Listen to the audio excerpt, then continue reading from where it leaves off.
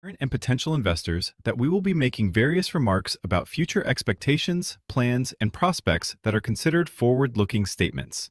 There are risks that actual results may differ from these statements. We refer you to the Safe Harbor statement on screen or to the Risk Factors sections of our public filings, which can be found on our website under Investor Filings, EDGAR, and SEDAR+. The statements are made as of today, March 27th, 2026, and reflect our expectations as of today. Thank you for joining us for Zomedica's Investor Webinar Series. We're excited to have you with us as we take a closer look at our company, our innovative product platforms, and the passionate people driving our success. This series is designed to give you a deeper understanding of how we're delivering value to veterinarians and to our shareholders. At Zomedica, our mission is to deliver innovative diagnostic and therapeutic technologies that empower veterinarians to focus on what they love most, enhancing pet care and improving pet parent satisfaction. Equally important, we help vets with what they need most, streamlining workflow, increasing cash flow, and boosting practice profitability. At Zomedica, our mission is guided by what we call our 5 pillars. These are core objectives that shape every decision we make about products and innovation. First and foremost, we aim to improve the quality of care for the pets. Equally important is enhancing the satisfaction of the pet parent, ensuring they feel confident and comfortable with the care provided. Our solutions also focus heavily on improving the veterinarian's daily workflow, helping veterinary practices operate smoothly and efficiently. Additionally, we are committed to positively impacting veterinarian cash flow, making sure our offerings are financially accessible and beneficial. Finally, our ultimate goal is to increase veterinarian profitability, providing products and solutions that help veterinary clinics grow and thrive financially. Now let's hear from Larry Heaton, Zomedica's Chief Executive Officer. Hi, everyone, and welcome. I'm Larry Heaton, the Chief Executive Officer of Zomedica. Thanks for joining us today for another Fourth Friday at 4 webinar. Whether you're a shareholder, a veterinary professional, a partner, or simply someone who loves animals as we do, we appreciate you spending this time with us. Today, we're focused on the equine segment of veterinary medicine, an area that represents both a significant economic opportunity for Zomedica and an opportunity to meaningfully impact the patients, the horses, clinically. Horses occupy a unique place in veterinary care, spanning performance animals, breeding programs, working horses, and companions. Across these segments, expectations for care, performance, and long-term health continue to rise, driving increased demand for advanced veterinary solutions. At the same time, the market is increasingly shaped by a premium segment of high-value horses that require continuous high-intensity care. These animals drive a disproportionate share of veterinary spend and are a key focus for innovation across the industry.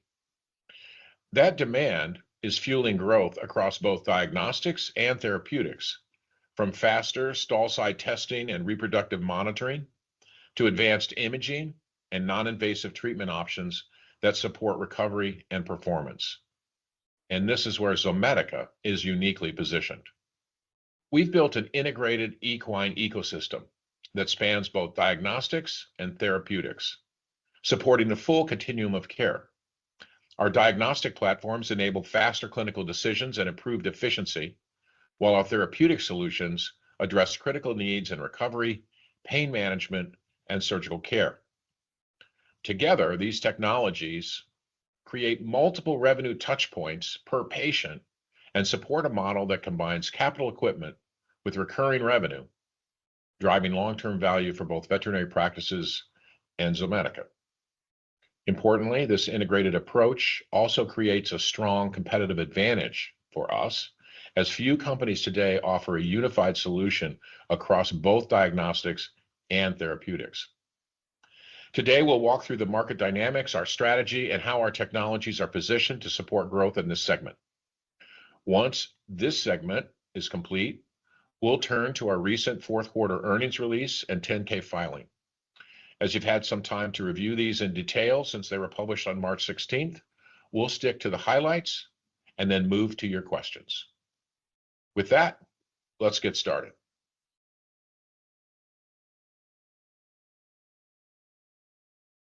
Let's step back and look at the market we're actually playing in. Starting with the horses themselves, and then the dollars that follow them. In the United States, there are about 9.2 million horses across all uses. Roughly 3.9 million are recreational, about 2.7 million are show horses, and around 840,000 are race horses. Another 1.75 million serve in roles like ranch work, rodeo, polo, and police service. Altogether, this population drives over $100 billion in total economic impact, including both direct and indirect effects. Within that, equine healthcare alone already represents more than $1 billion in annual U.S. spending. It's growing at roughly 6 to 7% per year and is projected to reach about $1.6 billion by 2030. Now, zooming out globally, the equine healthcare market is about $3.6 billion in 2025 and is expected to roughly double, reaching somewhere between $6.8 and over $10 billion by the early to mid-2030s. That implies strong growth, outpacing general GDP. North America leads the market with just over 40% share, with the U.S. as the primary driver. Now let's narrow in on where the real opportunity sits, the premium tier. Out of the 9.2 million horses in the U.S., about 3.5 million fall into this high-value segment. This includes most of the 2.7 million show horses and the 840,000 race horses. These animals operate in structured environments, training, competition, and breeding. Many represent 6 or even 7-figure assets, and importantly, they drive significantly higher veterinary spend per horse than the average recreational animal. That's why sports and racing dominate equine healthcare revenue. These horses require continuous, high-intensity care, frequent diagnostics, reproductive management, advanced imaging, and ongoing musculoskeletal and pain treatment. So, where is growth actually coming from? On the diagnostic side, chronic endocrine conditions like PPID and insulin dysregulation, along with reproductive monitoring in broodmares and stallions, are driving recurring testing demand. This makes diagnostics a repeat revenue category. On the therapeutic side, performance horses face high rates of tendon and ligament injuries, osteoarthritis, back pain, and complex wounds. These conditions are both common and economically significant. As a result, demand is growing for non-invasive treatments like focused shockwave, as well as regenerative and biologic therapies. And that is exactly the segment Zomedica is built to serve. So, hi everyone. So my name is Paul Tighe. I have recently joined Zomedica as the Vice President for the international market. So my responsibilities are going to be pretty exciting, exploring new markets for Zomedica with the products, existing products, and as we develop more, of course, continue to include those into the portfolio. My background briefly is about 35 years in the veterinary market, pretty broadly across small animal and equine. And 27 years of those were at IDEXX, where I finished there as Senior Vice President for Europe, running the European market and overall EMEA. And then I spent 3.5 years at Antech and Mars, helping develop their markets again internationally. So a lot of my background, whilst I know the US market pretty well, is fundamentally international markets from Latin America, Europe, across Asia and Pac Rim. Had a great lot of experience during at that time, with the equine market. But however, really exciting times ahead with Zomedica. I think that going into the international market from an equine perspective is quite unique. It's very diverse, culturally sensitive, but growing dramatically in multiple regions. Traditionally, some of the big markets, of course, as you well know, will be the UK and Ireland. Going into Europe, one of the biggest markets in Europe is actually Germany, which is a significant market for the equine side. Of course, the Middle East.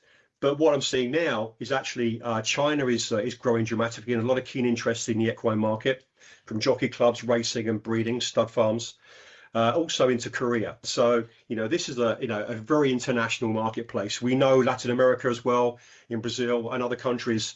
It's exciting times, and I believe that certainly leveraging my experience and knowledge and my contacts in those fields within the sport community and also within the specialists, we can really develop and grow our business globally. What's great about Zomedica too, where others have failed in the past, and I'm including IDEXX in this particular case, and also organizations like Antech and others, is that their products have been pretty much me too, and not specific to their needs of the equine specialists and equine vets, where, the products that Zomedica has are niche and very, very unique and support exactly what they need for support and treatment of the equine community. So this is, a really exciting opportunity for everyone.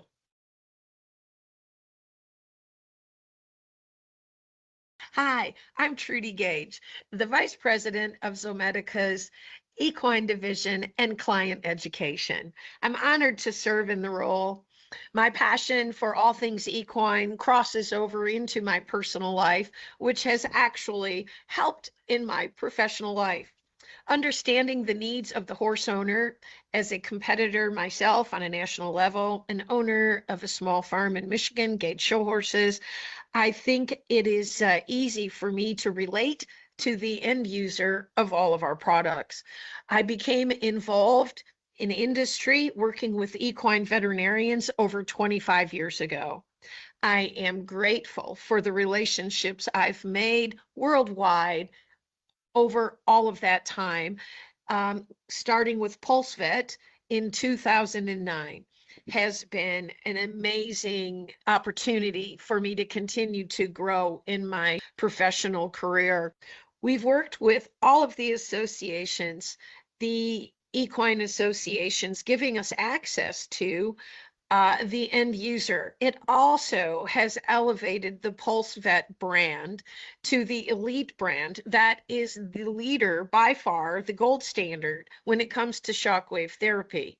Most universities and any serious equine sports medicine veterinary practice is using and providing the PulseVet shockwave. Being able to talk to horse owners in a way that lends credibility because I'm one of them, and also sharing my experience with the veterinary side has been helpful for both things. I'm super proud of being named the official shockwave of the AQHA, the USEF, the NCHA, the NRCHA, the World Equestrian Center, all organizations, the largest in the world, with the most members. We now have access to them through editorials, our presence at their events, social media. Being the brand that they chose to share with their brand is a very big deal, and continuing to keep us at the top of the heap. That reputation, that sort of branding, lends credibility when we want to bring something new to that same group or into the equine market. We're already considered the gold standard, the elite brand. When we got to come in and I was able to talk to them about the first ever stall side metabolic panel, being able, the only company in the world being able to now test with quantitative results that they can trust for ACTH, identifying horses with PPID, as well as test their insulin level for all of these insulin resistant horses. It's a game changer. It's better medicine. We may actually save the life of some of these horses.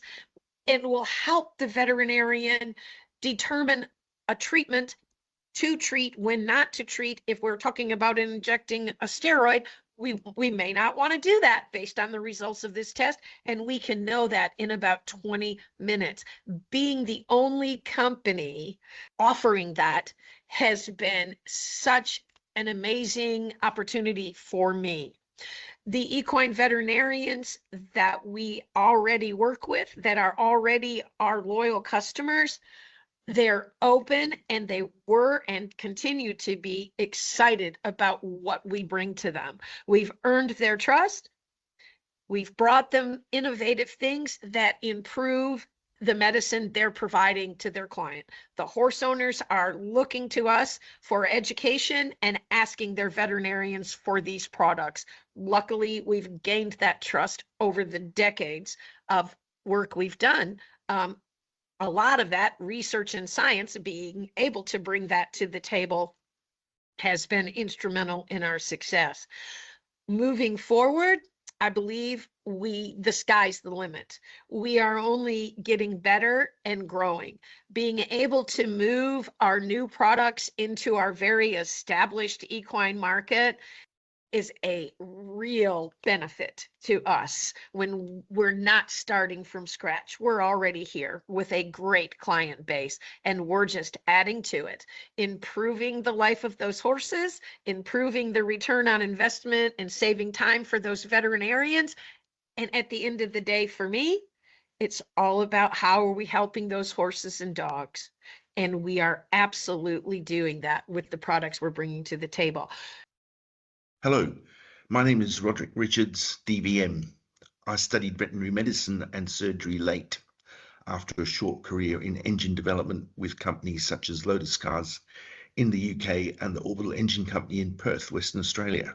I was contacted by the manufacturer HMT AG in Switzerland, who asked if I was interested in the position of product manager for the Equitron globally, but based in Switzerland. They felt that my German language experience with the technology and experience with Equitron so far was an interesting mix. This was naturally a massive decision for me and my family, but after much deliberation with my wife, we decided this could indeed be a great opportunity.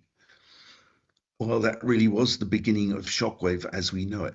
Not long after arriving in Switzerland, HMT AG unveiled their new desktop Shockwave device for the medical field called the Evotron.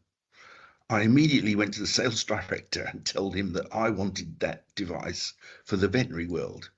Eventually, the company agreed and the Versatron was born. Then I was able to convince HMT to work with Professor McElraith and his team to use the arthroscopic chip model they had developed to evaluate the effect of shockwaves on this injury. The results were convincingly positive, which led to the increasing uptake of the technology in the USA and then in other parts of the world.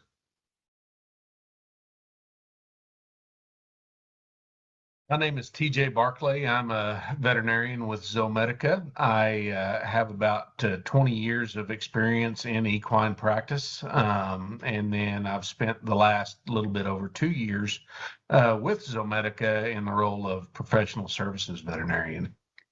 So my clinical practice was spent mainly with Western performance horses in Texas, and so saw pretty much all of the Western disciplines were patients of mine. My practice consisted of a lot of sports medicine and lameness diagnosis and treatment, as well as reproduction, dentistry, internal medicine, and a lot of, pretty much just general equine practice.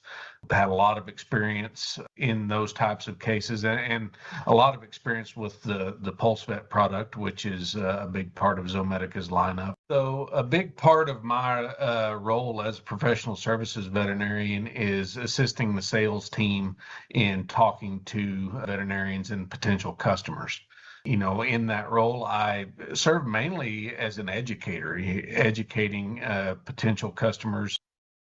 So in those discussions with other veterinarians, we generally wind up talking about different cases that we've seen, how Zomedica's products fit into the diagnostics or treatment of those types of cases. And that peer-to-peer discussion is very valuable in instilling confidence in that veterinarian customer that, Zomedica's products are fit their practice, and they're going to be able to utilize them to improve the quality of medicine in their practice. Some of the most kind of exciting discussions that I get to have with veterinarians are surrounding our TRUFORMA platform and the new equine assays that we have developed for that platform that are really revolutionizing the way that equine veterinarians diagnose certain endocrine diseases, especially PPID and equine metabolic syndrome. Having those diagnostics available at the point of care changes the paradigm of the whole process of diagnosing and treating those cases. So that's been a really exciting thing as far as getting to introduce that to other veterinarians. PulseVet Shockwave has been around in equine practice for a long time. That was something that I've had for a large portion of my practice career. So a lot of our customers are already very familiar with that technology. But one thing that I get to do is introduce new indications, with the ongoing research that we've done in using Shockwave for pulmonary indications like asthma and exercise-induced pulmonary hemorrhage, as well as the newer research done evaluating hoof growth.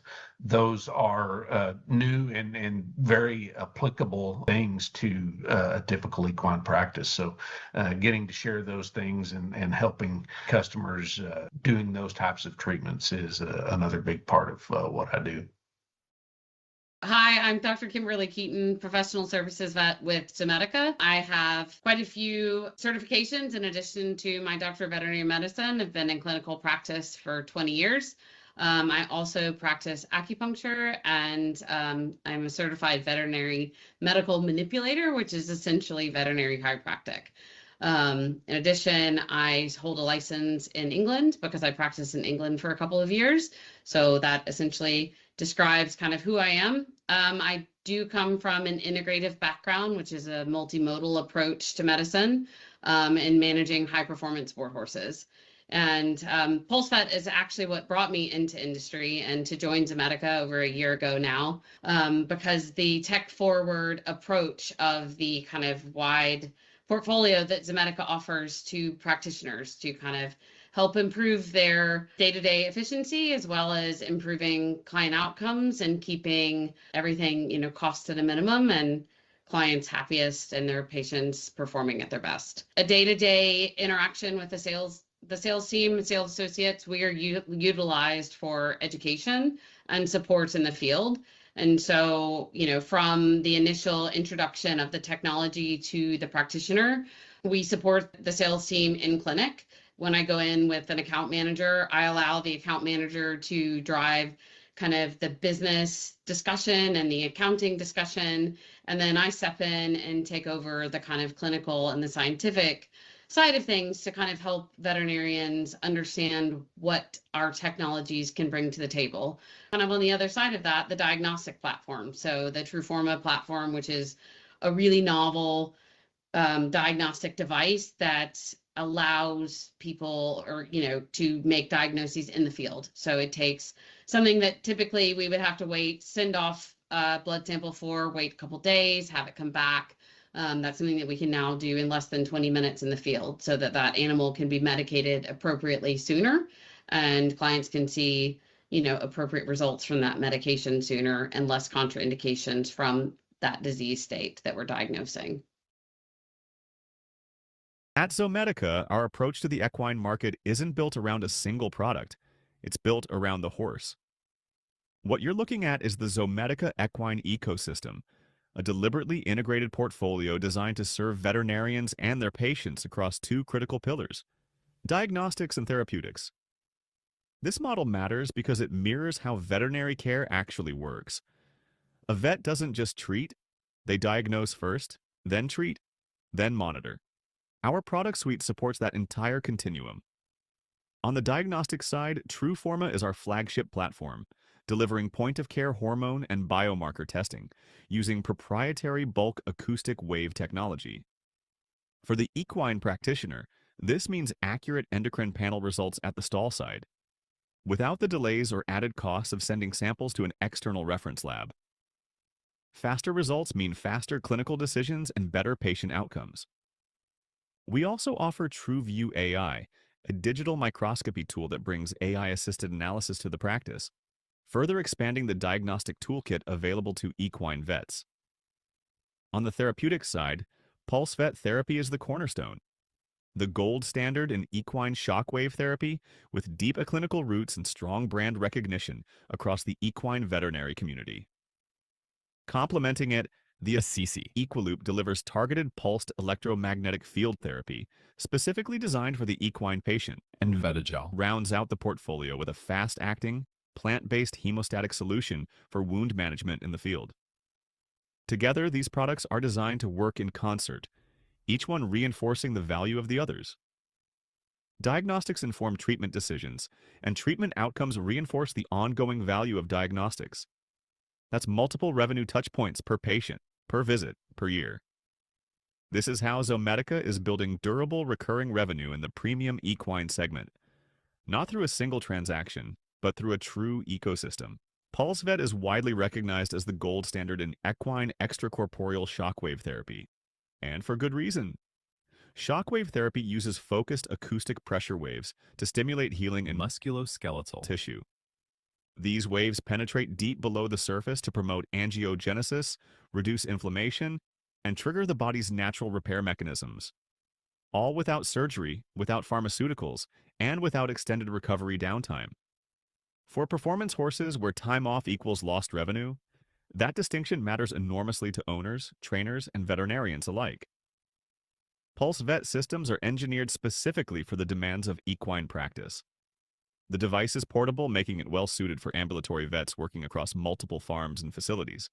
Treatment protocols are well established and backed by a substantial body of peer-reviewed clinical research, with consistent, reproducible outcomes across a wide range of indications, including suspensory ligament injuries, back pain, navicular syndrome, and tendon pathology.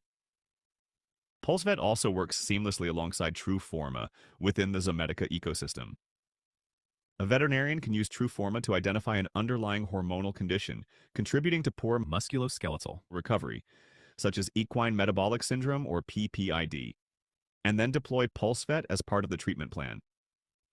Diagnostics and therapeutics working together, driving better outcomes and deeper client relationships.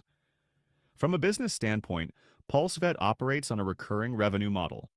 Practices acquire the capital device and then generate ongoing revenue with every treatment session. Treatment fees in equine practice typically range from $150 to over $300 per session, with horses often receiving multiple treatments per course, creating a strong return on investment for the practice and a dependable recurring revenue stream for Zomedica.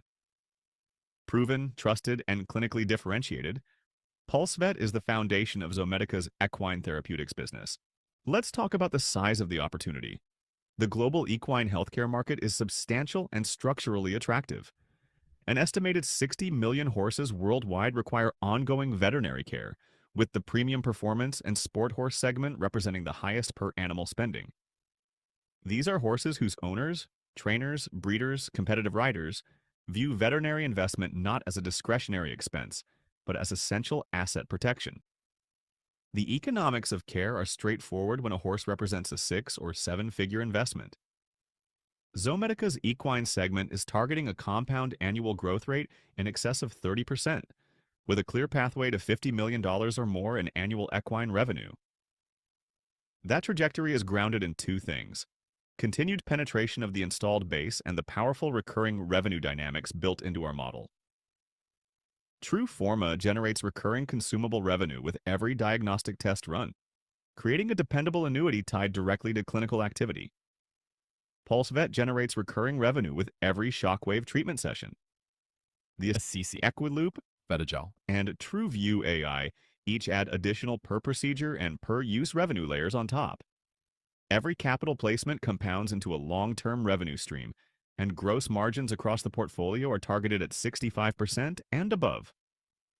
Critically, no single competitor today offers the combined diagnostic and therapeutic breadth that Zomedica brings to the equine practitioner. The integration of TrueForma's hormonal diagnostics with PulseVet's therapeutic capability alone represents a differentiated clinical and commercial proposition that is difficult to replicate. The opportunity is large, the margins are strong, and the competitive moat is growing. The financial case for Zomedica's equine strategy is compelling.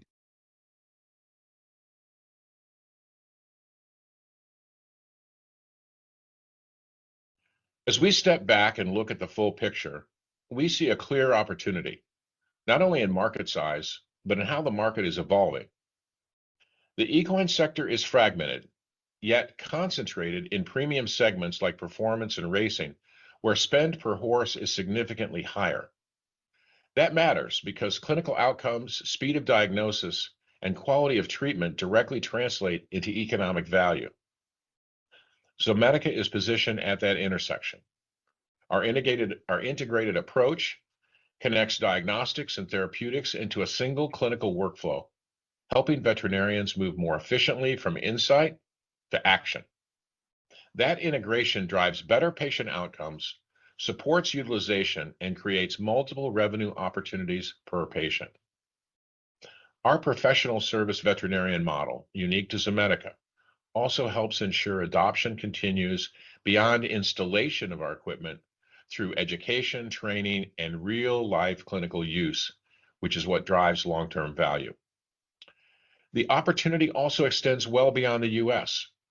With more than 60 million horses globally and strong demand in regions like Europe and the Middle East, we're expanding into markets where equine care is both a priority and a premium investment. This is supported by a business model built for scale, high-value segments, recurring utilization, and a strong margin profile, all contributing to a growth trajectory we believe is sustainable and defendable. When you put it all together, the market dynamics, integrated ecosystem, clinical support model, and financial profile, you get more than a collection of products. You get a platform positioned to capture value across the life cycle of equine care. We believe Zomedica is uniquely positioned to lead in this space and deliver long-term value for veterinarians, the equine industry, and our shareholders.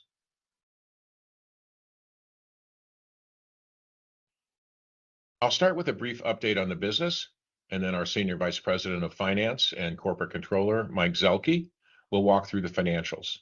After our prepared remarks, we'll open for questions. On March 16th, we reported our fourth quarter and full year 2025 results. Overall, this was a pivotal year for Zomedica, and we delivered strong, consistent, and record performance across the business, across the quarters. We generated $32 million in full-year revenue, representing a 17% growth year-over-year, and we marked our 20th consecutive quarter of year-over-year revenue growth. In the fourth quarter, we also reached an important milestone, surpassing $10 million in quarterly revenue for the first time, with revenue of $10.5 million, up 33% from a year earlier. Crossing $10 million in quarterly sales, up from our prior record of $8 million, set in the third quarter, reinforces our belief that our long-term strategy is working. Growth in the quarter and the full year was driven by several key factors. Continued strong demand for our PulseVet and Assisi therapeutic device platforms, accelerating adoption of our diagnostic offerings, particularly our TRUFORMA platform, early traction in our new development services segment, which brought in about $3 million in revenue during the year, and expansion of our international footprint, where sales grew 18%, supported by both organic growth and new distributor relationships.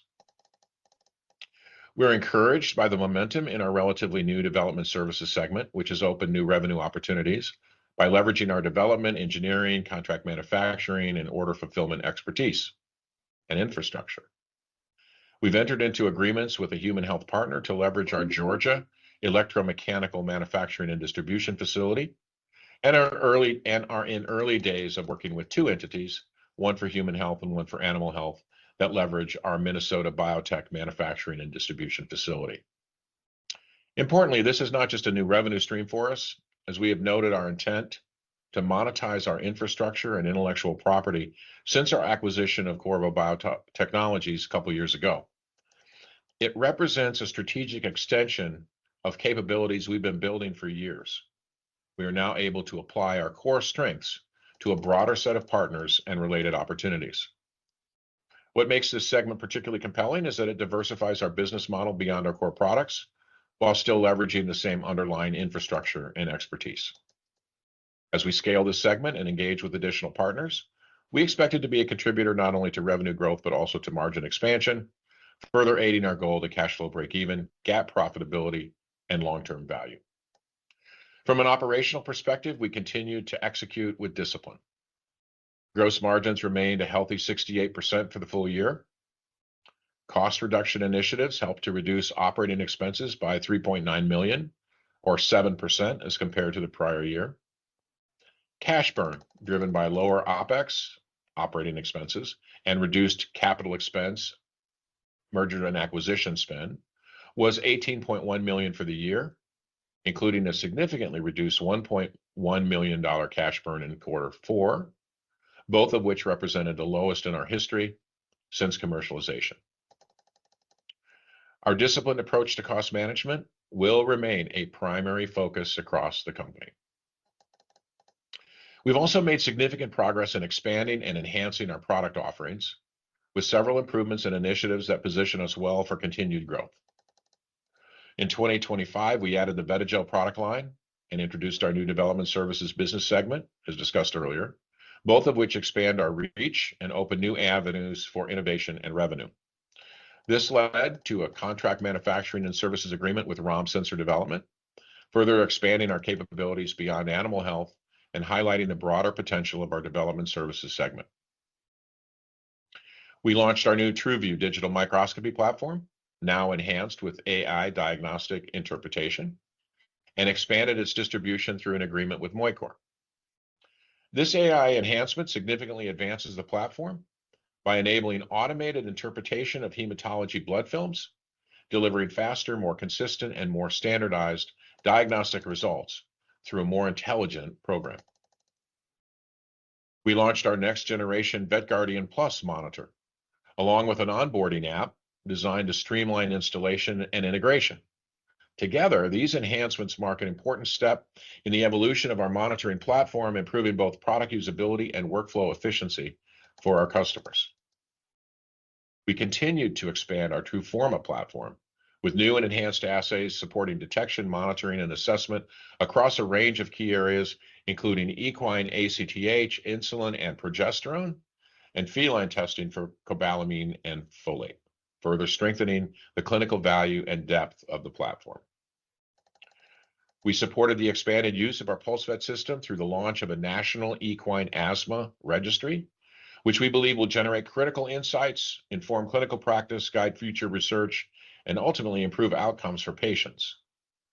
And we produced research to drive an additional indication for enhancing the sole depth of horses.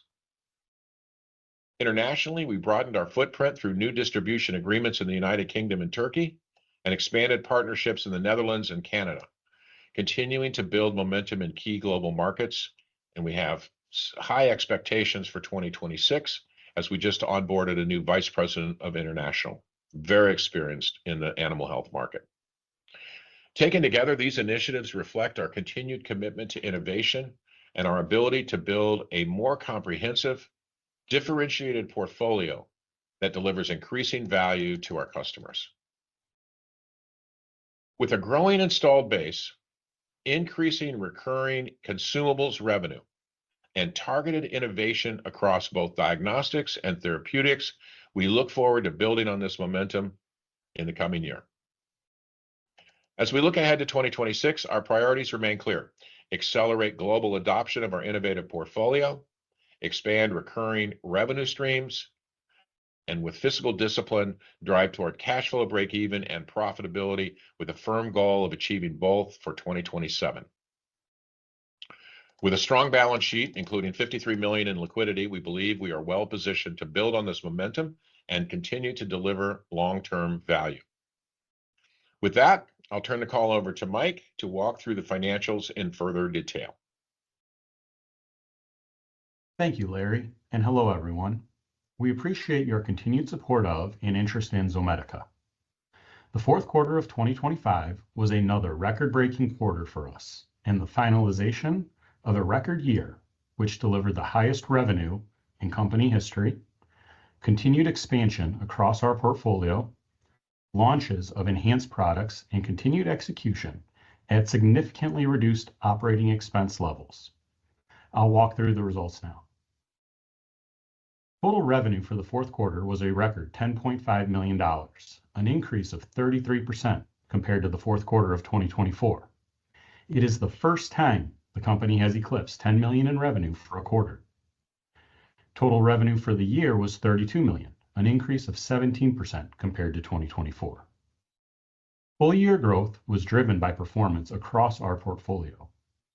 Our diagnostic segment was up 17%, driven by continued adoption and utilization of our TRUFORMA point-of-care diagnostic platform and our expanded menu of assays, notably our equine-specific assays. Our therapeutic devices segment was up 5%, driven by continued strong performance by our PulseVet and Assisi products. Our development services segment, which we introduced in the third quarter, contributed $3.1 million in new revenue, leveraging existing capacity, capability, and intellectual property. We will continue to pursue strategic opportunities that leverage our existing asset base within both the human and animal health sector. Consumables revenue, which can be thought of as recurring, was up 16%, highlighted by continued growth in the utilization of our TRUFORMA products and sustained demand for our PulseVet trodes from both new device installations and reorders associated with existing systems. We expect consumables growth to continue as our installed base expands. Lastly, we spoke frequently last year about initiatives to grow internationally. I am pleased to report that international revenue was up 18% year over year. Moving on to operating expenses. Total operating expenses, excluding non-cash impairment charges for 2025, were $50.2 million, a 7% reduction when compared to prior year. Operating expenses as a percentage of sales improved 42% versus the prior year, and we anticipate continued operating leverage as we realize a full year of benefit from the cost reduction actions taken in 2025, along with continued sales growth, which can be supported by our current structure. Research and development expenses were $7.2 million for the year, slightly down from 2024. We incurred costs in 2025, most notably to support the development of our VETGuardian Plus and TRUVIEW AI enhanced products. And as you have seen, these were launched in the fourth quarter of 2025 and early in the first quarter of 2026, respectively. We will continue to develop, test, and manufacture our next generation of therapeutic and diagnostic products to meet market demands. Selling and marketing expenses were $18.5 million in 2025 compared to $17.2 million in 2024, an increase of 8% in support of the previously mentioned 17% growth in total revenue. Lastly, general and administrative expenses for the year were $24.5 million compared to $29.7 million in 2024, an 18% decrease, reflecting our commitment to disciplined cost management and our pursuit of sustainable performance that results in cash flow breakeven and US GAAP profitability. Turning to the balance sheet, Zomedica ended the quarter with $53.3 million in cash equivalents, and available for sale securities. Cash used during the fourth quarter was approximately $1.1 million, our lowest cash burn in 4.5 years, and our first sub $2.5 million unadjusted quarterly burn since 2021. The Q4 2025 burn was approximately 83% less than the fourth quarter of 2024 and a 76% reduction from the cash burn in the third quarter of 2025. For the full year, cash burn was $18.1 million compared to $29.1 million in 2024, a 38% reduction year on year.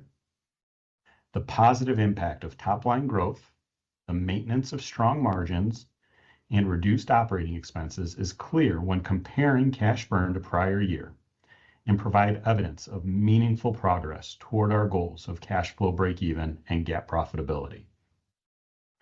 The seasonality of our business is important to note. The fourth quarter is historically our strongest revenue quarter, while the first quarter historically incurred increased cash usage as the company pays for several annual expenses accrued for at year-end. With this in mind, we do not anticipate the same quarter-over-quarter cash performance improvement from Q4 2025 to Q1 2026 that we saw from Q3 to Q4 in 2025. We do, however, anticipate continued realization of increased operating leverage throughout the year and further cash performance improvement for the full year of 2026 versus 2025. As I always do, I would like to remind you that we remain essentially debt-free. As our results for the fourth quarter and full year illustrate, your company is in sound financial health. We continue to believe we are well positioned to fund and support our strategy, accelerate the global adoption of our expanding portfolio, and sustainably achieve cash flow break-even and profitability. With that, I'd like to hand the call back to Larry. Larry? To reinforce what you just heard from Mike, I'd like to talk just a bit more about revenue and cash. Now, we were pleased with the cash burn from the fourth quarter, $1.1 million from revenue of $10.5 million. And when you think about it, with margins at 68%, an additional $1.6 million in revenue, or a total of $12.1 million for the quarter, assuming we collected the cash, would cover that $1.1 million cash burn. So we're close. Now, as we look to the first quarter of 2026, please remember that our revenue, especially capital revenue, is somewhat seasonal, and the first quarter is always the lowest revenue quarter versus our highest revenue quarter, the fourth quarter.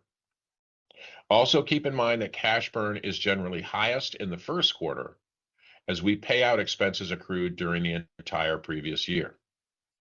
Having said that, we are laser focused on getting to cash flow break-even and GAAP profitability.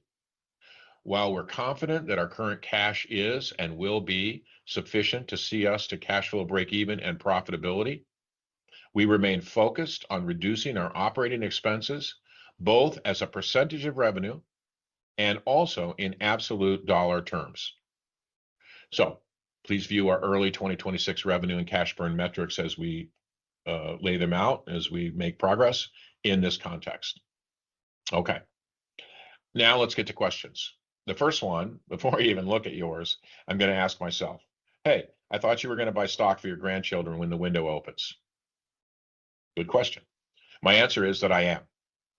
Unfortunately, while our insider trading window opens 2 days after the release of earnings, which was on March 18th, it also closes 2 weeks before the end of a fiscal quarter, or March 17th. So in this case, it closed the day before it opened. So while I do still intend to purchase additional shares for my 5 grandchildren, it has to wait until May 8th, as we currently plan to release earnings for the first quarter of 2026 on May 6th, after the market closes. Of course, that can change by a little bit, but whenever that window opens, I'll be in the market. All right, now let's get to your questions. We'll now move into the live Q&A section. If you have a question, please drop it into the chat box now. We're here to help. And if you have questions later, you can contact us with the contact information shown on your screen. Okay, so first of all, my apologies for the technical difficulties that we encountered at the first of this webinar. I had to count back to how many we did. I was thinking for a second this must have been our 13th one, because we were certainly unlucky today. But in any event, thanks for sticking around. Thanks for rejoining. All right, so let's get to some questions.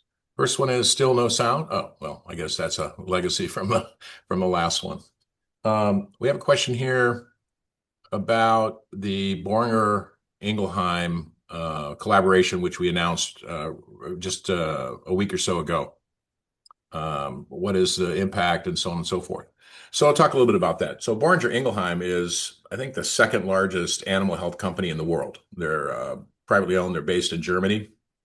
They have subsidiaries around the world. And here in the United States, Boehringer Ingelheim, USA, has a program they call PPID ID, which basically is a screening. They're promoting the screening of all horses for PPID, because while it affects a significant number of horses of a certain age, it also affects younger horses. It affects a lot of donkeys and certain breeds of horses, like really small horses, things like that. And so Boehringer Ingelheim has up until recently, the only drug that was used to treat this condition. And so it's in their best interest to screen for this condition. And since we launched eACTH, that's been our goal as well. We've been selling Truforma and eACTH for several years now. We've been gaining traction in the marketplace with equine vets. And importantly, we've also been gaining traction with the academically oriented equine vets who have studied this particular assay.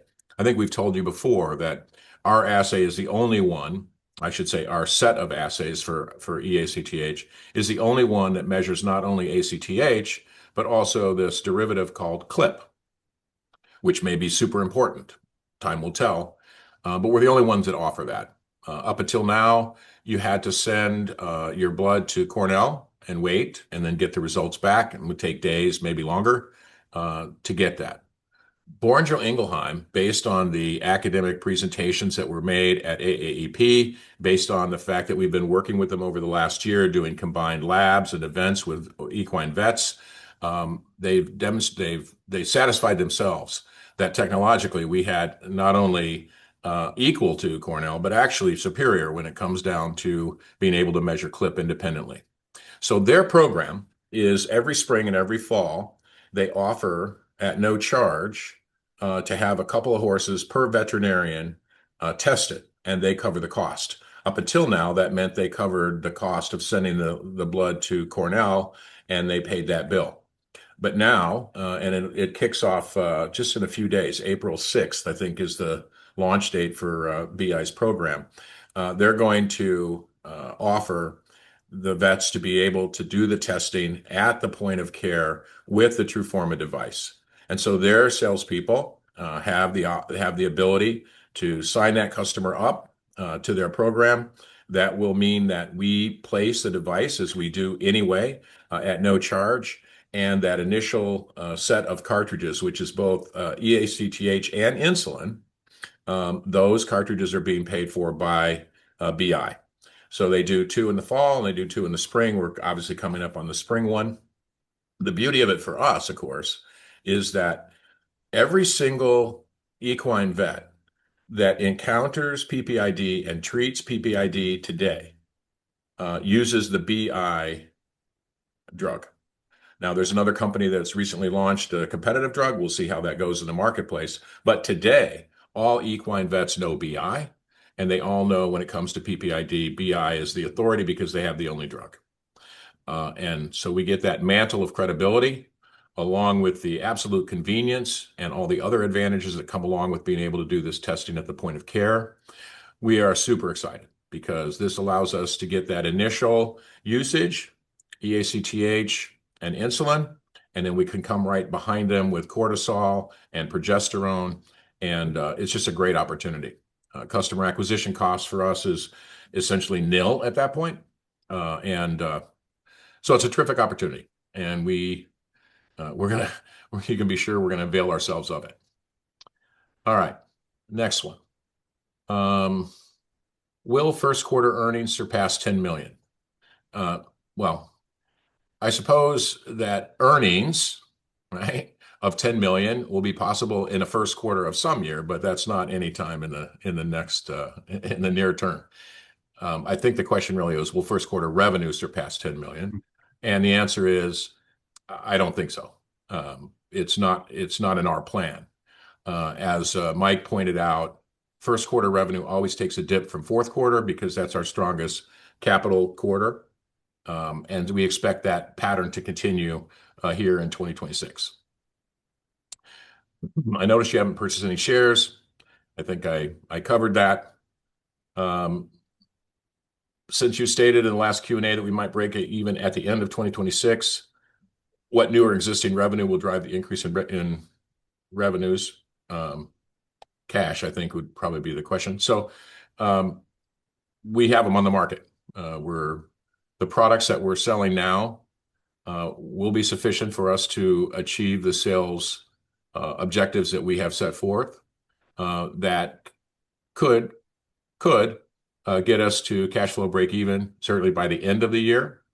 It won't be for the full year of 2026, but certainly by the end of the year, there's an opportunity there's a potential for that to happen. We do firmly believe that we will be both cash flow break even and also GAAP profitable for the full year of 2027. And you'll see progress throughout the year in this area. Have you noticed a decline in domestic and international sales since the Iran war started and oil prices rising? No, we haven't. And our new VP of International Sales and our Senior Vice President of Sales have been in Europe this past week, and business is booming there. Our sales are up very nicely in the international markets. It's proven to be a very fertile ground for us, and that's one of the reasons why we took the step of bringing in a VP of International. And in fact, there's a question here, can I discuss the new VP of International Sales? You met him here on the video. Super experienced gentleman, 17 years with IDEX, 3 years with Antec. These are giants in the field. He built their businesses in Europe and other parts of other international markets. So we're super happy that he chose to come with us. And we have high expectations of international sales growth as we move forward. When and which assays are to be launched this year? So we will be launching several assays for the equine market. And one assay for the feline market. And I'd actually prefer not to say what those are because in the past, we've telegraphed what we were doing, and then other companies can come out there and try and compete with us before we've even gotten on the market. So let me just say we have 3 equine assays and 1 feline assay that will be launched during the course of this year. Talk about the VP of Sales or international sales. There's a few questions on here about the development services segment. Can we expect further growth in this segment throughout 2026 and beyond? There's another one here.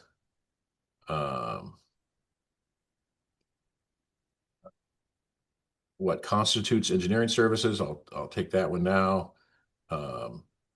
What are you? Can we talk a little bit more about what we think about this and so on and so forth? So let me just cover that, all those questions sort of in one group. Development services is composed of several things. One would be engineering services. This would be assistance that we can provide other companies in the development of specific products that utilize our platform technology. Right? So we have an arrangement that's been made public with ROM services. That is an example of where we can work together to help further develop the technology that they're applying in the human market. Similarly, we could offer that same support for companies that are looking to utilize our TRUFORMA platform. So that's engineering services, and that's pretty straightforward. Now, those things generally have a start to them, and they continue until the project is completed, and then engineering services would move to the side. We also do contract manufacturing. So in the case of ROM, for example, we're manufacturing the devices that they're bringing onto the market for the elderly population, the neonatal population, the prison populations. In the case of any company that we work with that would utilize our TRUFORMA platform, our BOSS sensor technology, and so on and so forth, we would manufacture those products as well. And generally, you could expect that engineering services would then lead to contract manufacturing. And so as one segment or one part of this segment falls away, then a new part could very well take its place. And so then you would have contract manufacturing on an ongoing basis. And then there are other sort of services that have to do with basically helping a company with inventorying the product, distributing the product, providing technical support. And we have a couple of companies that we have engaged to help with that. One which would leverage our Plymouth facility and the biotech capabilities that we have there, along with the distribution and so on. And then the other leveraging the staff that we have in the Roswell facility down in Georgia. With respect to what we think is going to happen in the future, we're not going to give any specific guidance on this, because this, by its very nature, can vary. It's not just us that has to do with generating this revenue. There are partners, collaborators, partners, and so really there's multiple variables here. So it wouldn't be prudent for us to try and predict this revenue with any sort of specificity. I will say, though, that we believe that this has legs. And the reason I say that is, if you can remember back to when we acquired Qorvo Biotechnologies, we stated then, and we've repeated several times, that our strategy was to first build a significant market and a track record with the TRUFORMA platform in the animal health space, and then leverage that technology to enter through partners to monetize that technology with partners in the human health space.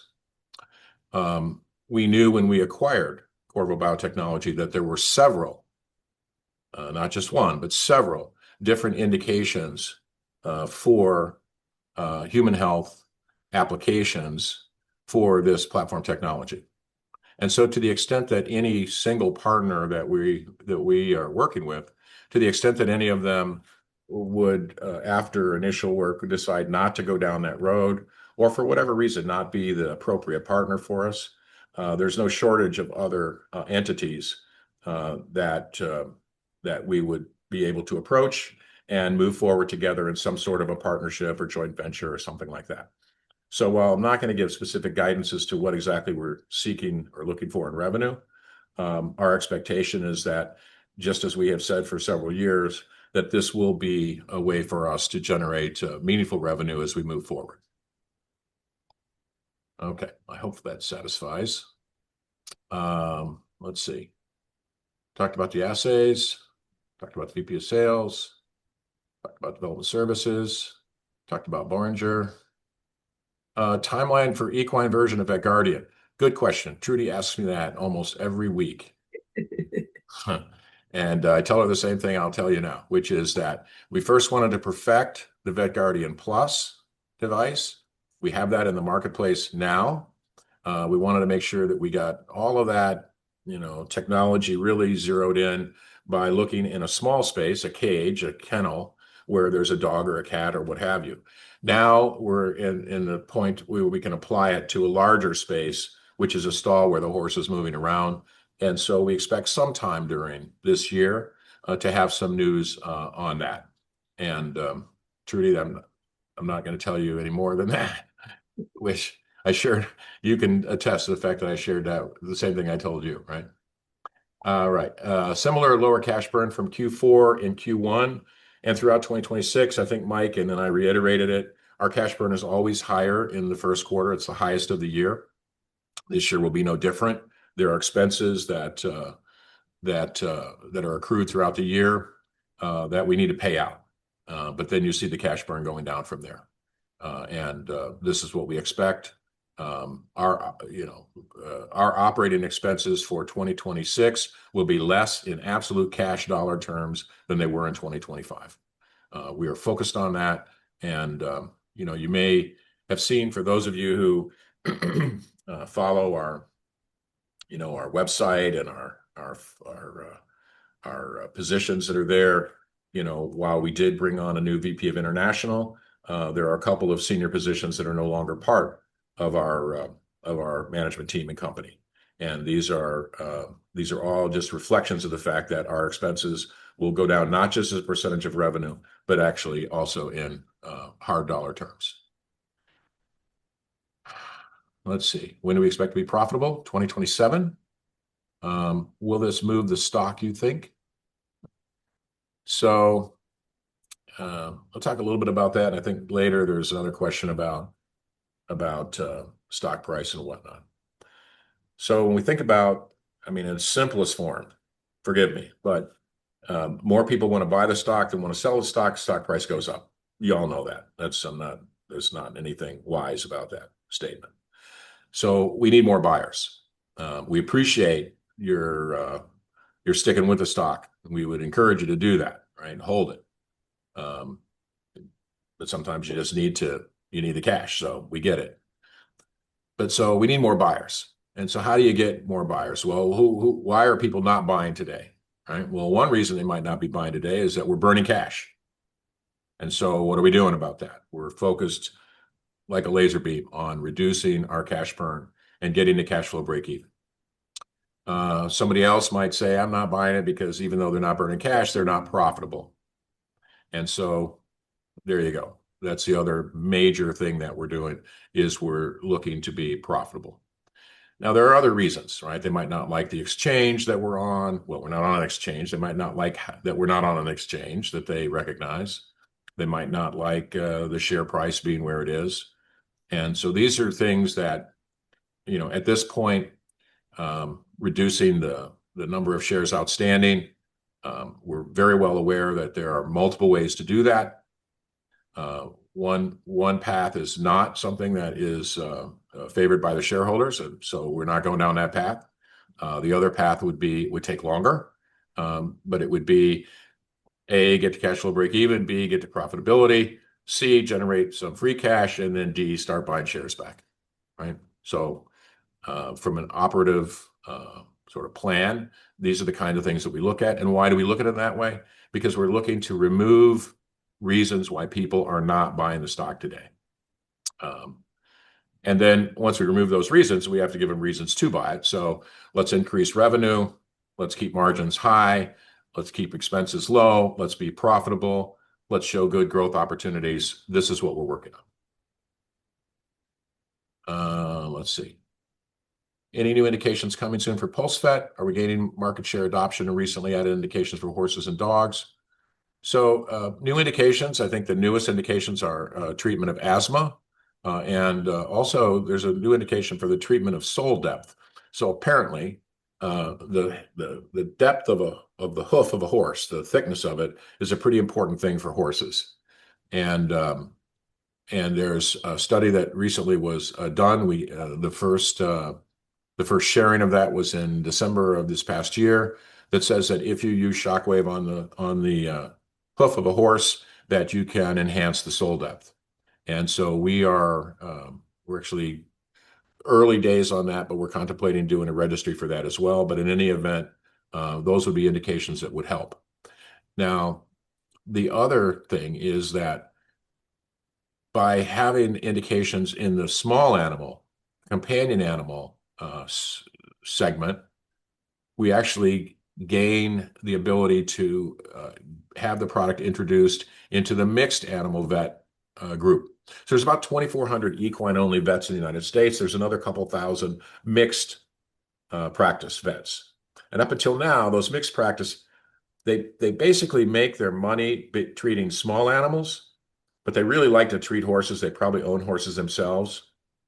But if they only have a few horse customers, and they're not performance and sports horses, then they're sometimes not real eager to make the investment in the PulseVet because it does require an investment and you need to use them to be able to get a return on that investment. But once we introduced it into the small animal market, now we're able to go to those mixed animal vets and say, hey, you can pay for the device by using it in your small animal practice. And now you get to treat the horses that you want to treat, because every vet that's treating horses sees lameness, they see asthma, they see a number of conditions. There's actually 40 different indications for horses. And now by having it also able to be treated in small animals, then that opens it up. And we've delighted quite a few of them with that story. And it's actually the fastest growing group of veterinarians, which would be the mixed animal, both horses and small animal veterinarians. Let's see. Development services, we talked about that. Not seeing any insider buying because it's not possible to buy when your window's closed before it opens. And honestly, I should have made that connection when I was asked this question last quarter or last month, I should say. So that's on me because at that time we knew when earnings would be released. It just didn't occur to me at the time because last year we had 1 day where we could acquire shares, and this year we had no days. Talked about cash burn.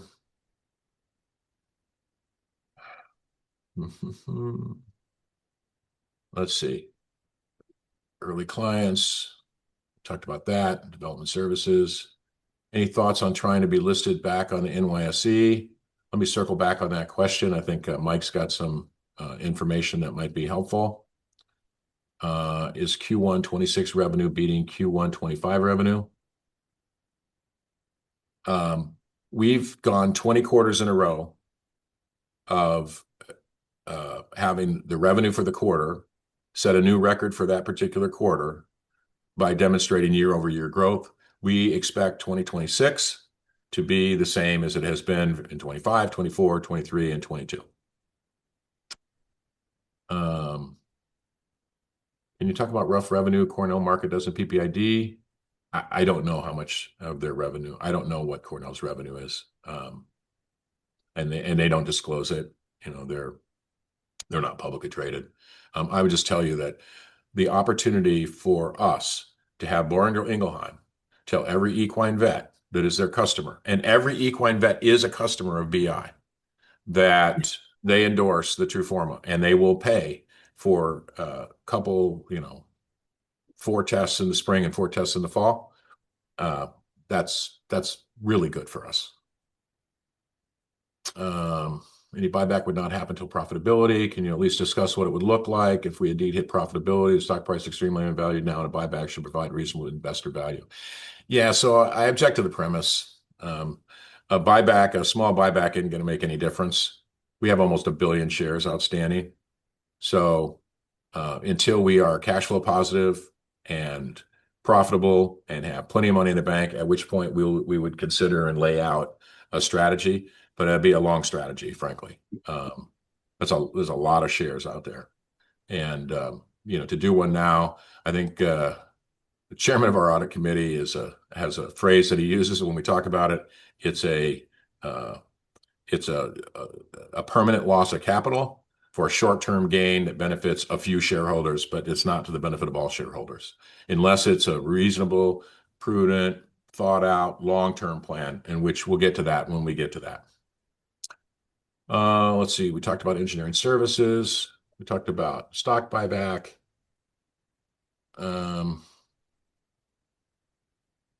So for the Boehringer screening program, what milestones should investors watch over the next 6 to 12 months to judge success? For example, number of enrolled veterinarians, device payments.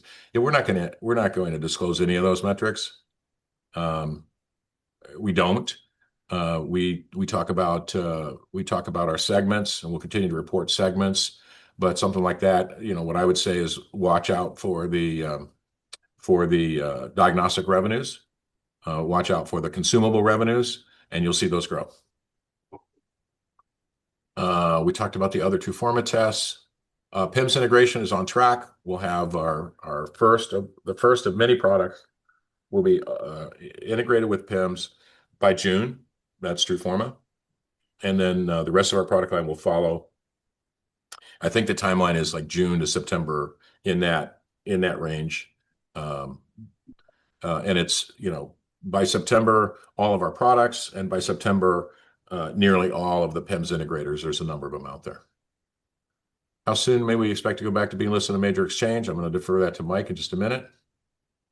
What caused revenue to be higher in Q4 versus previous quarters? It is our highest capital revenue quarter of the year for a number of reasons. One, equine veterinarians tend to aggregate their purchases at their annual trade show, which is always held in December or late November, early December of each year. We sell as many PulseVets to the equine market in that, basically around that meeting, as we sell in each of the previous quarters.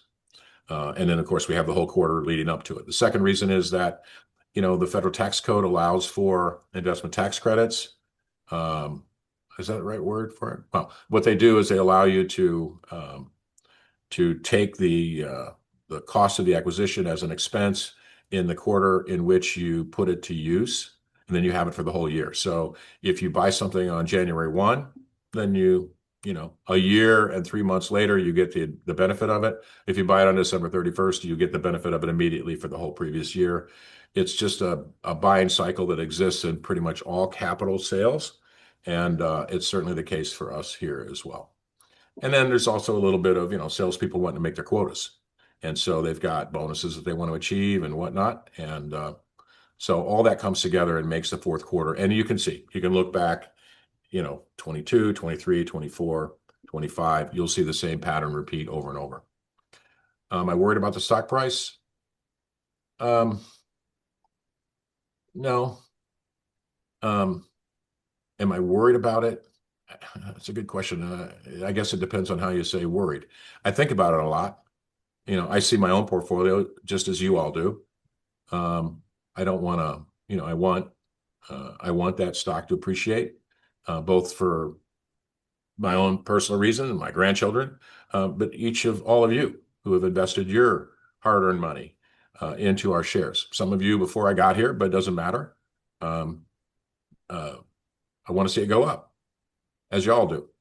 I'm not worried about it because I know that, well, you've heard me say this before, the stock is not the company is not the stock. The underlying foundation of this company is strong and getting stronger. We've made a tremendous amount of progress. We have a lot more to go. We're not sitting here saying, okay, we're all done now. We got a long way to go, but we're making really good progress. And eventually, that's going to be rewarded, I think. I just knocked on wood. Let's see, then here's something about the development services we talked about.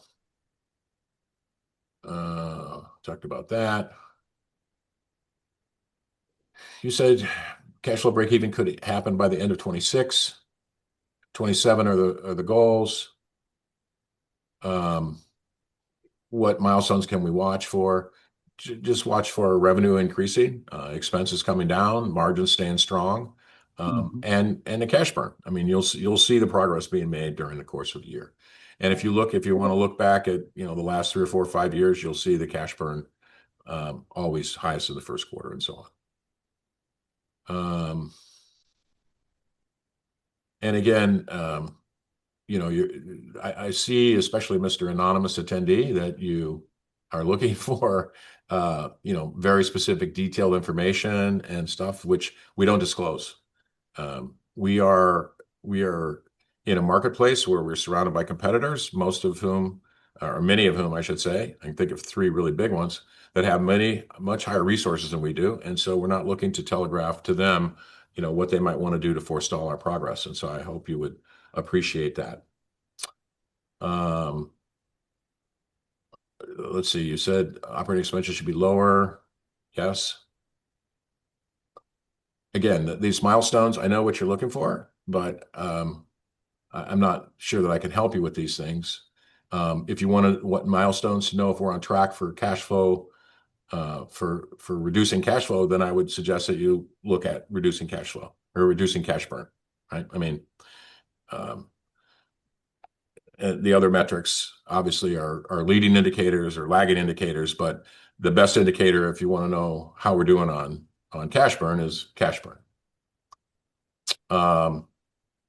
I could see that there are people that want to build models by knowing the installed base and so on and so forth. Again, we haven't disclosed it in our history, and we don't plan on doing it now. This is competitive intelligence that we don't need to share with the market. I have told you that every equine customer, every equine vet is a customer of BI, and there are about 4,400 of them. So we expect to make progress there, and you'll see that reflected in our revenues. Do we advertise in big events such as the Kentucky Derby, where racing horses are found? We advertise in a lot of events that are equine event oriented, right? As Trudy said, we are she rattled them off, right? The AQHA, American Quarter Horse Association, the American Reining Horse Association, the Cutting Horse Association, the Run for the Million, the this and the that.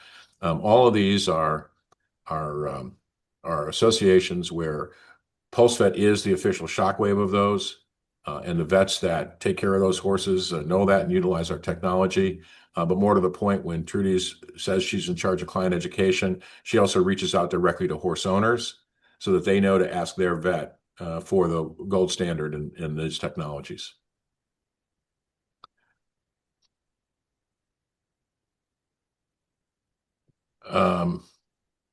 You said your plan is to remove the reasons investors are not buying the stock today by reducing cash burn, reaching cash flow break even, becoming profitable, keeping margins high, and growing revenue. What are the milestones that you should look for?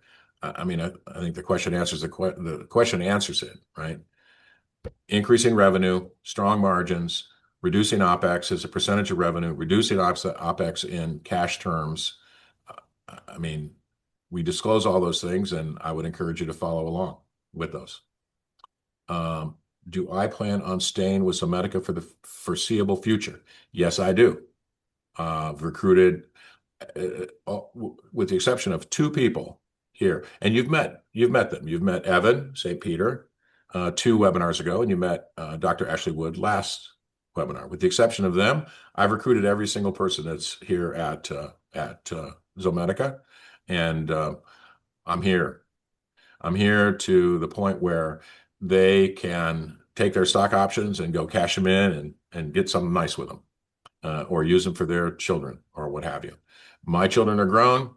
As I told my wife a while ago, you can retire, you can, but I don't need to, right? And so there's some weeks that I'm a little lonely at home because she's out with the grandkids, but then I head out there on the weekend. So I'm here. Let's see. That's a repeat of a question about the milestones. Do you think you'll still see revenue benefit even in the PPID off season for a new TRUFORM replacement with Boehringer? Yeah, I think so. And here's why, right? So the screening season for PPID is in the spring and the fall. The treatment, and I mean, let's face it, BI wants to screen so that they can get new patients, and the drug, the percent drug that they are prescribed, they don't just take it certain parts of the year, they take it all year long. And the process is you do the analysis, you do the assessment, okay, they have PPID, all right, now you put them on the drug. Well, as you titrate that drug, as you reach the right correct level of that drug for that particular horse, you do multiple tests. So you're getting tests every month or whatever for a while, maybe 3 or 4 or 5 months. And now you say, okay, good. Now the horse is on a good, on a good dose. But every 6 months or a year, depending upon the vet, they got to come back and test it again to make sure that dose is still correct. Some people need to take a thyroid medication, right? It's not a life-threatening thing, but they need to take that thyroid. But every so often, they have to get their blood drawn so that they can check. The doctor can check and make sure it's still the right dose. So this is a test that continues all year long.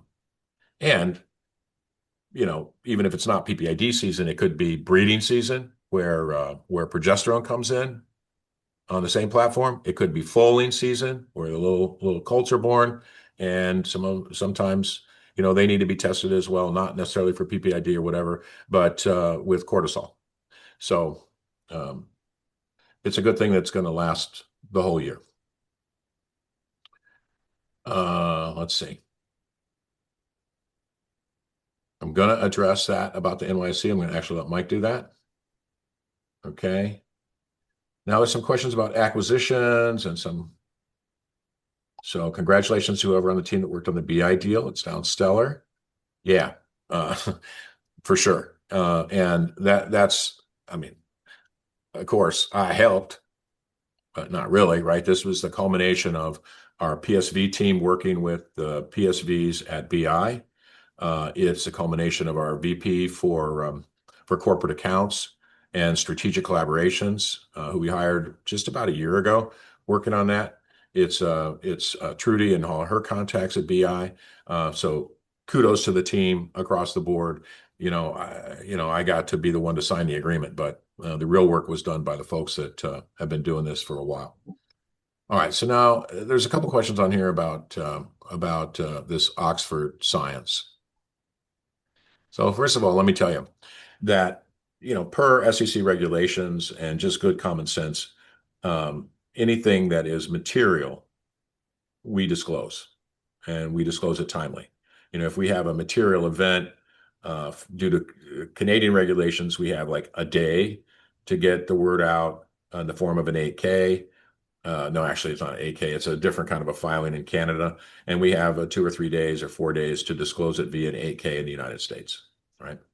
And if it's if it's material, they're going to make a difference, then we also will do a press release about it so that we share that with you. And we aren't stingy with the press releases. We put them out. So if we have not disclosed something that we've done, it's because it's not material. And if it's not material, then why spend your time on it or ours? So if we had something material, why wouldn't we just, even if it wasn't material, why wouldn't we just go out and tell the whole world about it? Because it might be part of a bigger strategy that we're not ready to share with the world. And so I would ask that you, take with a grain of salt anything that you might have heard. Wonder about what the motivation for that might have been. But that's for you to figure out. And in our case, we're going to be close to the vest on things that we think should be close to the vest.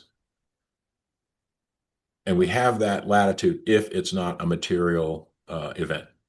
All right. So, and any acquisitions looking forward, clearly, remember, we're looking to reduce and eliminate cash burn as quickly as we can. So spending a bunch of cash somewhere else is against that concept, right? And then any future potential acquisitions, it'd be crazy for us to talk about those, right? That wouldn't be smart. So let me just leave it on that. Okay. All right. Yeah. So now let me go to Mike and ask you to comment on what it would take to get to an exchange and so on and so forth.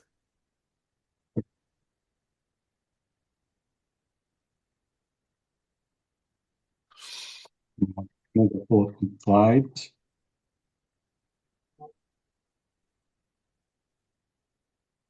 I'll ask if everyone can see, or Larry, I'll ask if you can see. I can, yes. All right.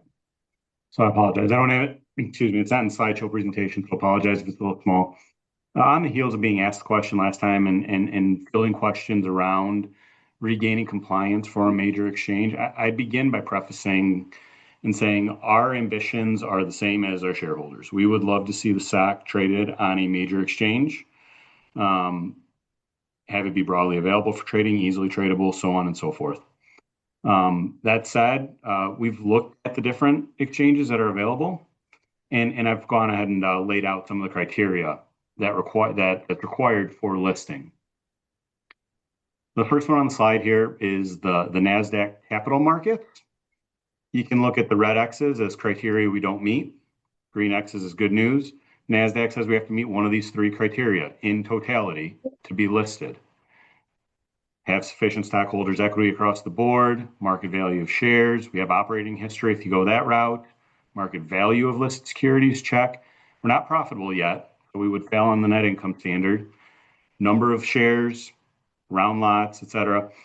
And then as you can see, the opening bid price, the initial bid price ranging, on the low end of $2. And there's some qualification there around what it would take to qualify. We feel strongly we would probably qualify for the criteria at $2, but keep in mind at current levels of between 12 and 13 cents, that's roughly a 16x multiple on current stock price. So NASDAQ isn't our only option. People have asked about the NYSE. The NYSE publishes their initial listing criteria.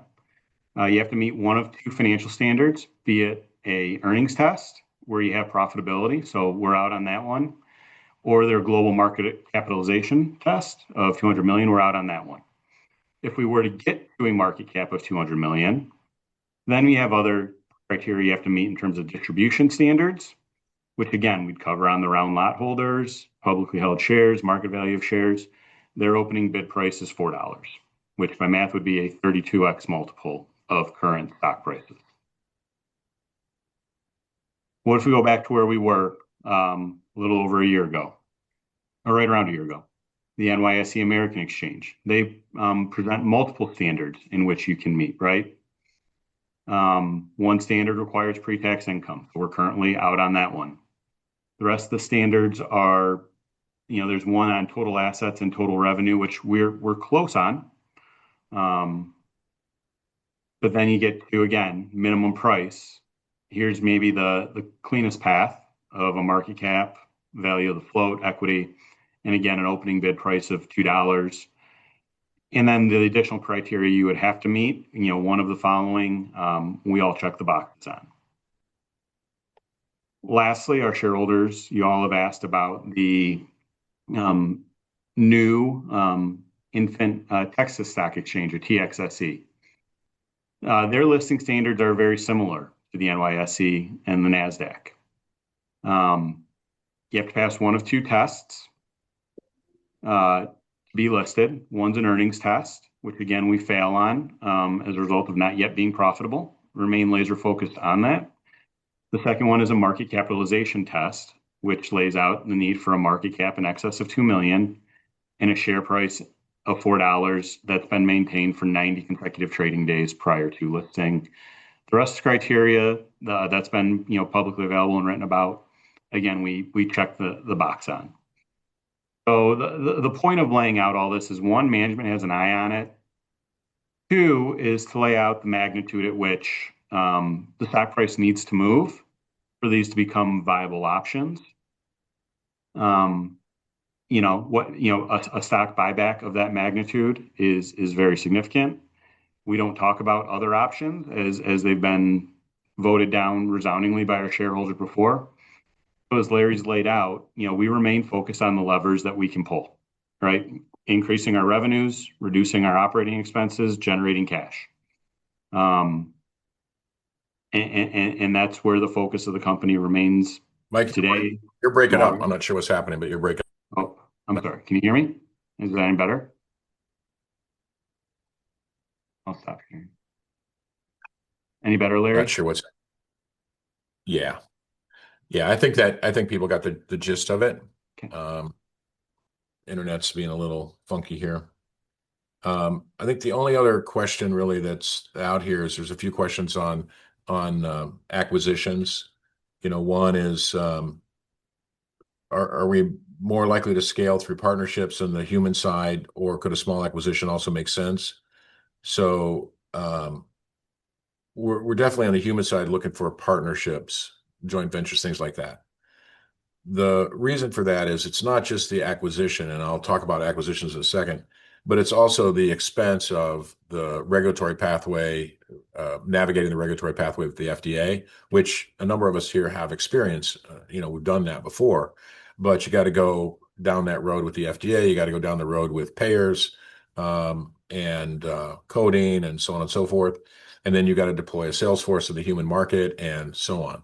So partnership is better for us like that. The other thing is, there's another couple questions about, are there any acquisitions coming soon? Are we looking to make additional acquisitions, or primarily focused on organic growth? Let me be very clear. We are focused primarily on organic growth within our current segments, growth. Now, are there little things we can tuck in here and there that won't cost us anything from a cash standpoint? Sure. And we'd be crazy not to take advantage of those types of things. But any kind of a substantial acquisition, you're not going to see that from us until after we are cash flow break even and profitable, because those are, right now we think that there aren't potential shareholders not buying our stock because we're not making acquisitions, but there are, we believe, potential shareholders or investors that are not buying the stock because we're not yet cash flow break even or profitable. So we are conserving our capital. As I said earlier, while we believe and have confidence that we have sufficient capital to get to our objectives, we're not cavalier about it at all. So Trudy, when I told you no, we weren't going to spend it on that, I wasn't kidding, right? Everybody. All right. With that, I think that pretty much wraps up the questions here. And Mike, everyone could hear you. It just was me that wasn't able to hear you well. So sorry about that. No worries. Okay. Mike, anything else that?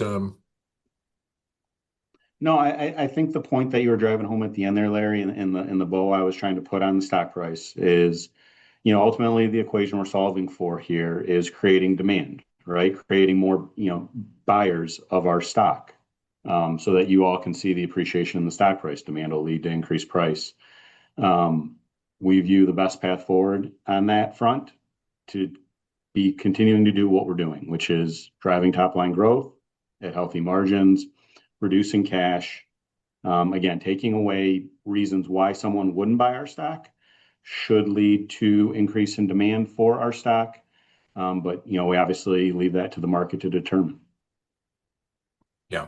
And we won't be passive about it. I mean, once we remove those first two barriers, then, basically I'll go back to talking to potential investors in group settings.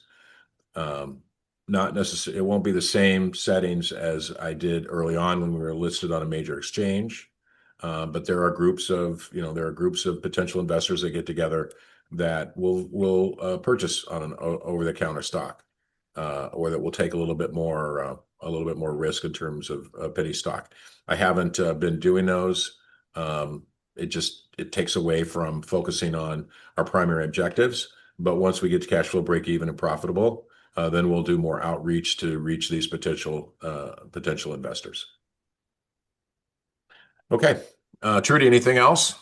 No, sir. All right.